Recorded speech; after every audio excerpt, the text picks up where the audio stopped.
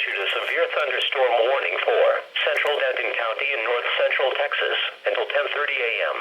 At 9:37 a.m., a severe thunderstorm was located near near Denton, moving east at 30 miles per hour. This storm may split into two storms. Hazard, golf ball size hail. Source, radar indicated.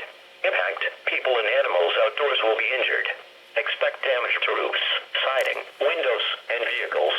Locations impacted include Frisco, Denton, Corinth, Lake Dallas, Sanger, Little Elm, Crum, Pilot Point, Argyle Isle, Shady Shores, Aubrey, North Lake, Krugerville, Crossroads, Hackberry, Roberts Park, Isle d'Ivoire, Oak Point, Ponder, Lakewood Village, and Lincoln Park. This includes the following interstates. Interstate 35 between mile markers 468 and 480. Interstate 35 west between mile markers 79 and 85. Interstate 35 east between mile markers 458 and 466. For your protection, move to an interior room on the lowest floor of a building.